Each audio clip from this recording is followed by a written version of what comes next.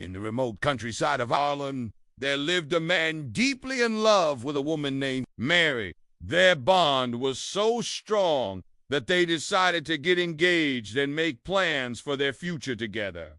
But fate had other plans. Mary fell ill, and despite the man's desperate attempts to save her, she passed away. But one night he awoke from a deep sleep to the sound of someone calling his name. The voice was Mary's. He was certain of it. But how could she be calling out to him from beyond the grave? Terrified, yet excited at the prospect of communicating with his deceased wife, he rushed to her grave and started digging frantically. He dismissed it as a figment of his sleep-deprived imagination, but the voice persisted, growing louder and more insistent. The day of her funeral arrived, and he carried her lifeless body to the coffin. As the hours passed, he heard the voice again, now closer and more urgent, and from the depths of the earth came a voice that echoed with mirth. He couldn't bring himself to part ways with her even in death. Don't be afraid, my love. I need your help to finish what we started. Confused and afraid, John hesitantly approached the coffin. As he did,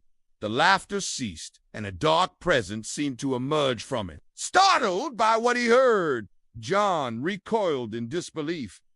Was this the same Mary he had loved and lost? Or was he being led astray by a wicked spirit? Realizing the nightmare he had been awoken to, John fled, the creature's maniacal laughter echoing behind him. Inside, he saw not the body of his beloved Mary, but a horrifying sight that sent shivers down his spine. Together, they returned to the churchyard, where the priests performed a blessing over Mary's grave. The priest, sensing the turmoil in John's eye, offered him water and listened patiently as John recounted his terrifying ordeal.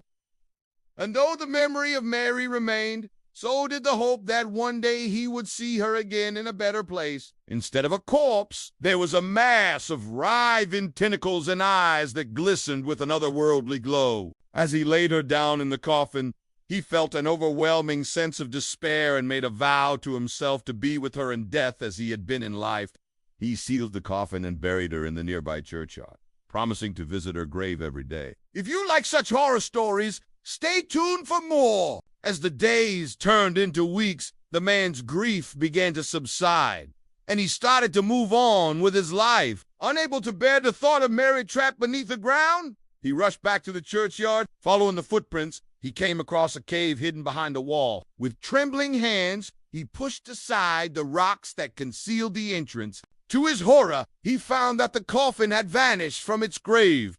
John, help me! As the first rays of dawn touched the horizon, he unearthed the coffin. It was slightly ajar, and upon opening it, he found Mary's body was missing. In her place, he saw a small note that read, "I'm coming back to you." Overwhelmed with joy, he picked up the coffin and hurried home. That night, he placed the coffin in his bedroom, determined to spend his last moments with Mary.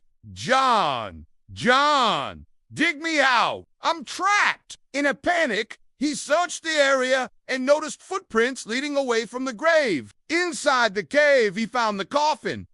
But this time, instead of despair, there was laughter. John, I knew you'd come back for me, the voice continued, its tone now taking on a sinister edge. With a sudden surge of strength, John pushed the coffin open. The creature lunged at John, its laughter echoing through the cave. As he stumbled out of the cave, he bumped into a stranger who turned out to be a local priest. The priest, understanding the depth of John's despair and love for Mary, offered words of comfort and advised him to seek solace in the church. In time, the haunting whispers beneath the coffin faded into silence. And that is the end of the story.